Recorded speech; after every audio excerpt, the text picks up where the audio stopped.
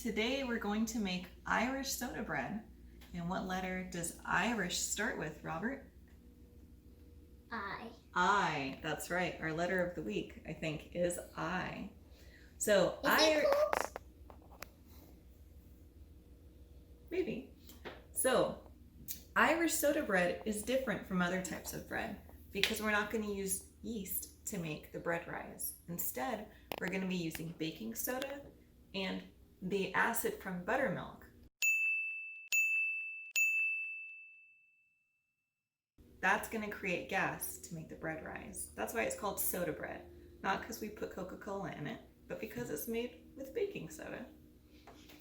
That's why it has the word soda. That's why it has the word soda. So soda bread is different from sandwich bread. It's going to be more dense, which means it's going to be compacted. Sandwich bread is light and fluffy, and soda bread is more like banana bread. So we're going to do some things to try to make the soda bread a little less dense by how we're going to treat our flour. So I think maybe we should start by showing them the things that they need. So what I have here are 2 bowls, and I have a sifter. If you don't have a flour sifter, you can use a whisk instead. This whisk was given to me by Miss Peyton Haslett. Thank you, Peyton.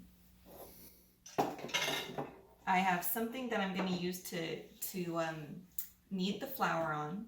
You can knead it on your table if you want to, but my table has these little ridges in it, and so I don't like to knead stuff on it. I'd rather use this.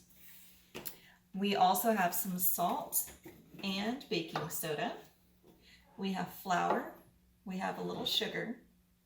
We have buttermilk. Mom, I'm holding this. Okay, you can hang on to that. Okay. And we have a 1 cup measuring cup, a 1/4 cup, 1 teaspoon, and 1/2 teaspoon, and 2 very clean hands. Make sure you wash your hands really, really good. Okay, so the first thing we're going to do is we're going to make our flour lighter. We're going to be using a flour sifter to make sure that some air pockets get into the flour so that it's not quite so dense. So if you don't have a flour sifter, again, you can just pour flour into a bowl and just whisk it up real good. Oh, I like to do that. Can we do that today? We're going to use the flour sifter. No, I'll use that. I like to mix it up. We could do both. Okay, We could do both. Okay, let's do both. so I'm going to pour flour into the sifter, Ooh. and then I'm going to turn this crank, and it's going to sift the flour out. It's primarily made to get out lumps, but nowadays flour is processed in a way that it doesn't really have lumps. So we're just using the flour sifter to make it airy, and because it's kind of fun to do. So here, you do it. Is that fun? Yeah. Uh-oh. Oh, did you hear that beep? That means the oven is preheated. So, don't forget to preheat your oven to 430 degrees Fahrenheit. I also went ahead and made our pan ready. Whenever we're at the point where we have to knead the bread, we're only supposed to knead it for a little bit. So we're going to pour in the buttermilk and the baking soda, and as soon as we do that, it's going to activate and start to rise. So we can't knead the soda bread for very long. We only have about 3 minutes. So that's why when we put in all the ingredients and start cooking, we have to get it in the oven before 3 minutes is up. So that's why the oven is ready and the pan is ready. Okay, do you think we have enough? Wait. So now we are going to measure out Flour. 3 3/4 cups. Okay, hopefully we have enough in here. Wait, I want to hold that. I'm going to do this And I want first, to get some flour on and my then you can hand. do it. So when I scoop this, I'm not going to pack it down. It's not sugar. I'm going to fill it all the way up, and then I'm just going to lightly brush off the excess. We don't Can I want try? too much. Can I try, Mom? You try now. That was 1 cup. Oh, it's not full. There we go. We're not packing it down. We're just brushing off the excess. Okay, buddy. That's 2 cups. One more. All right, one more. All right, so that's 3 cups. And now we need 3/4 cups. Okay. Oh, I don't think we have enough flour. I think we gotta add some more in. Now we're going to Hey, add in 1/4 cup. that was mine. All right, you add 1/4 cup. It needs a little more. Wait. Okay. That's all right. So that cup was only filled halfway, which means this cup, to make up for it, we're just gonna overfill it. There. That's probably fine. And if it's a little off, is that okay? Yeah, it's not a big deal. All right, so that's enough of that. Wait. Okay, look at all the flour we spilled. Can you make a letter I? Mhm. That's right. Spilled flour is such a good opportunity to do fun art stuff with your kids. Okay. I'm going to make a lowercase I. I.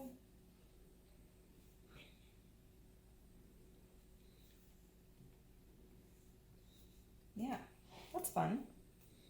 Okay, what is that? It's an eye. Oh, it's like a really big eye. Or an eyeball. An eyeball. You're making an eyeball. Cool. Okay, so now, next step. Let's add 1.5 teaspoons of baking soda Let me do. and 1.5 teaspoons of salt. Okay, that's an interesting way to do it, especially because our baking soda container is so empty.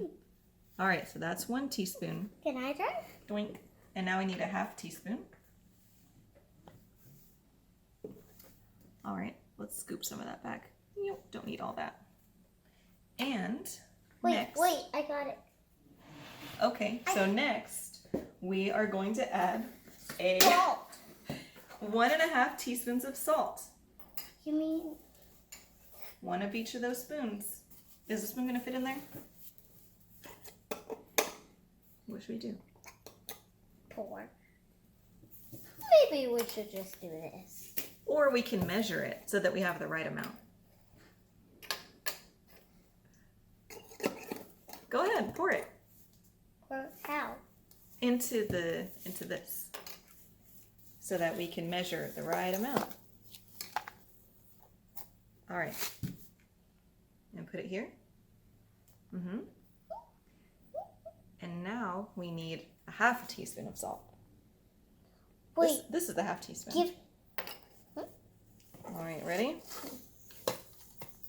All right, there's 1/2 teaspoon of salt. Leveling it off, very good.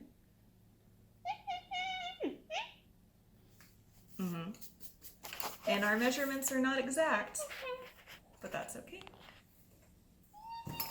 Together. Now the recipe doesn't call for sugar, but I kind of want to add some sugar to it. Let me see. How much do you think we should add? I'll show you. Okay. 1 scoop. 2 scoops. 3 scoops. 4 scoops. It's probably good. Wait, let's do 6 scoops because I'm 6. Okay. I don't know how much this is. It looks to be about maybe 1 teaspoon. Yeah, go ahead and add 6 scoops because today Robert is 6 years old. Okay, how many more do I need at 2? That's right. 4 plus 2 is 6. Okay.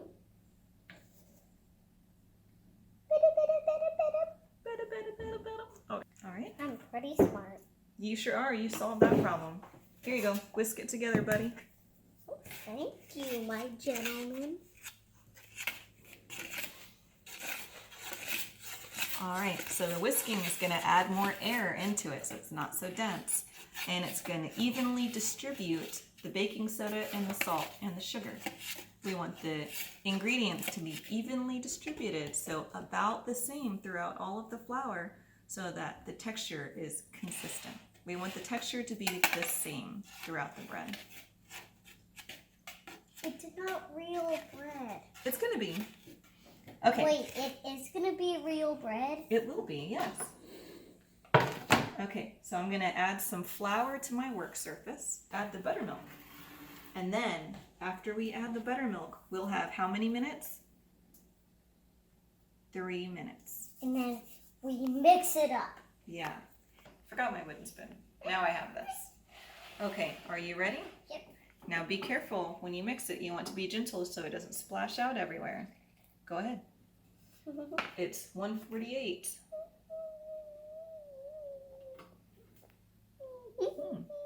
He's being so careful to not make the bread to make the flour fly out of the bowl. He's being very careful. Some more. Now? Add all of it. Cool. It's okay. It's okay. It was an accident. All right, can I try now? Actually, I can do it all by myself. All right, make sure you scrape the sides because there's flour stuck on the sides. Don't worry, the milk can get it down. You need the spoon to get it down. Ooh, do you see the bubbles? That's the baking soda and the buttermilk reacting. It's creating gas. All right, I'm gonna help you out a little bit. Ready? I'm making big circles and I'm scraping the side, but I still have to go slow so that I don't spill it out. Big circles. Mix, mix, mix. Big circle. Mix, mix, mix. Hey, what's the big idea? Nope. That's baking soda. Don't add that. No, no. Don't add that, Robert. Here we go. No, thank you. Here, all that. All right. I think it's ready to knead. It's still very, very sticky, Colt. What should we add to make it less sticky? Flour. Flour. They know this because we make Play-Doh all the time. No, I said that, Mom. Yes, you did, but they were probably thinking it. Woo, it's still way too sticky. All right, let me get some more flour. Wait, let me do it. All right, go ahead, grab the flour. Running out of time. Running out of time. Mm-hmm. Uh-oh.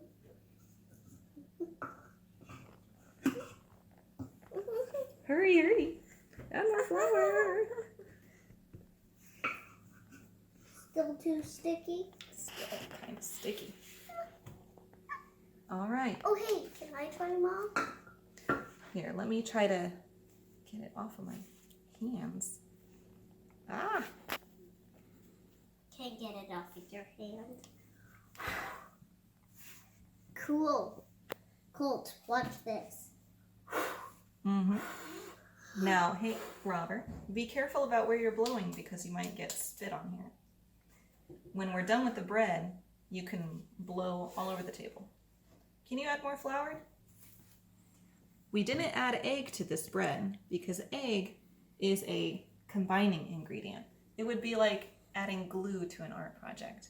We don't really want the bread to combine that much because, like I said, it's already really dense.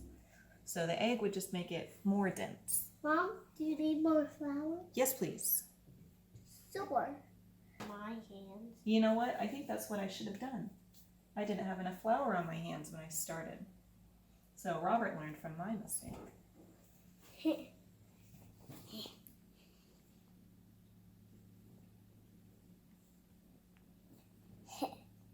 I need some more flour.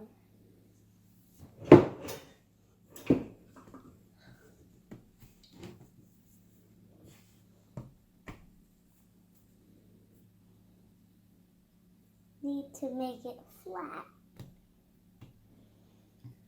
Well, this looks pretty good. Should we go put it in the oven? As soon as I make it into a kind of ball. Don't worry, I've got this so much.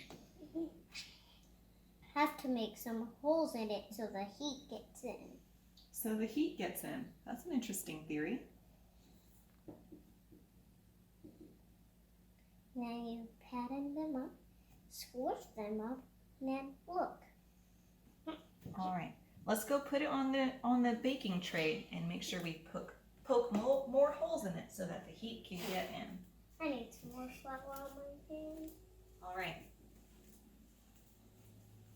All right. Now I'm going to put this on our tray. I got some more flour on my hands. You ready to poke some more holes in it? Mm-hmm. Hey, it looks like a brain. It does.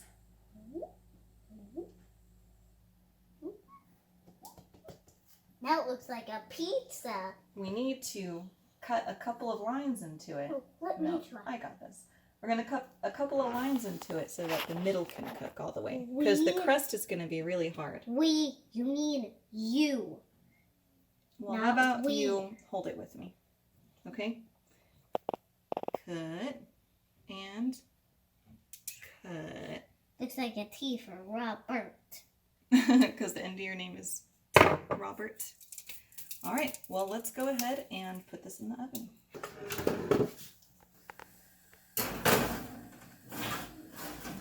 All right. And now we're going to put this in the oven for this many minutes. I have forgotten. And then we'll pull it out and see what it looks like. For the first 20 minutes, you bake it at 430 degrees Fahrenheit. For the next 20 minutes, we're going to lower it to 390. So for 20 minutes, you can cook it at this temperature, or if you check it, if you knock on it and the bread sounds like a kind of hollow sounding, that's when you know it's done. But I'll check on it in 15 minutes to see what it's like. All right, so it's been 15 minutes at 390, so I'm going to check on it.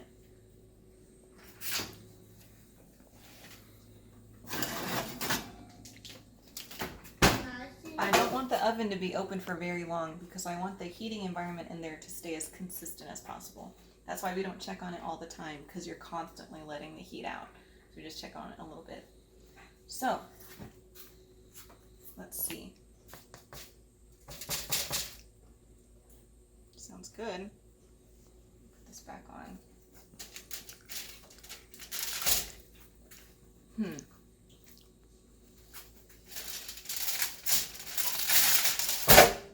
All right.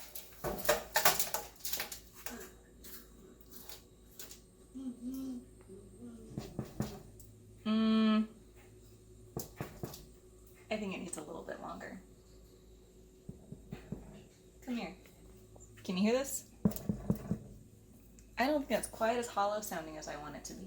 No? So let's give it... Can I try?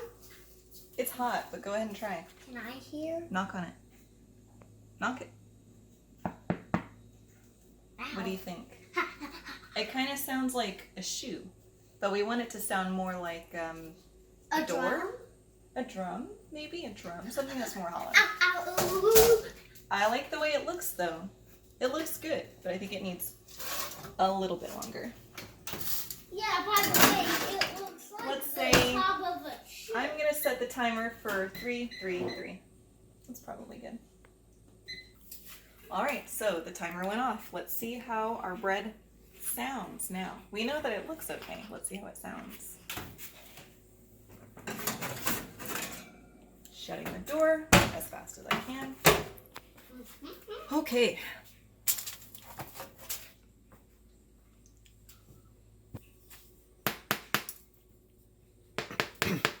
Sounds better. Sounds like a drum. Listen, Robert and Cameron, come in close. Come on, Colts.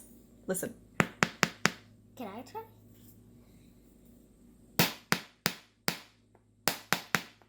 That actually sounds like a real drum. How about this one? I think it's done. All right, I'm gonna put it back on here So it can cool down. so it can cool down. That's Yeah, right. we don't want to burn our hands and set it on fire. We're gonna let it cool and then we'll cut it open. See you then. Okay, I think it's cooled off enough for us to cut it open and see what it looks like. All right, so I have this long serrated knife, and this is used to cut open bread with a hard crust. And this part is only for your parents, or your grandparents, or your nanny, or a much older sibling. Okay.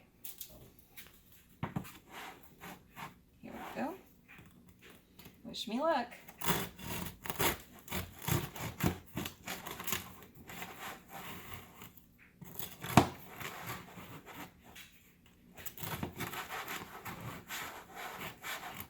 Oh, that was a hard crust. Ooh, look at that. Can you see this pretty well? Kind of spongy. Definitely cooked all the way through. It is not undercooked. Pretty dense. Like banana bread. Smells like bread.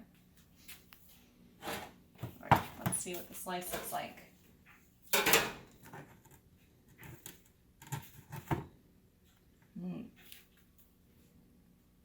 you see that? Mm-hmm.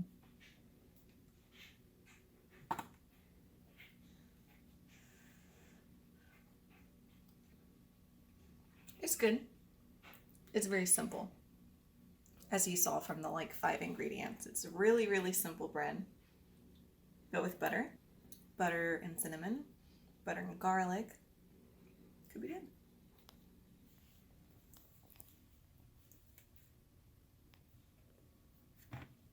And go. Alright, so that's how you make Irish soda bread. The ingredients are pretty simple, the flavor is pretty simple, and the process is a little complicated. But it's fun. You know, it's fun to make a mess with your kids, and it's fun to let them try to do things themselves. They learn a little bit about where their food comes from, and when they see how much work is being put into it. And honestly, I find that when the kids make the food, they're more willing to try it. They're more willing to go outside of their comfort zone because they know what's in it. They know what went into it. A lot of times children see cooking and preparing food as something that only adults can do, as something that they're not able to do. So when you include them in this process, that gives them kind of a confidence boost. They're learning new things, and they learn that things that, even though that it can be hard and complicated, they can do it, especially if they have help, especially if they make mistakes and they learn things from them. Cooking is a really important activity, and that's why I love doing it.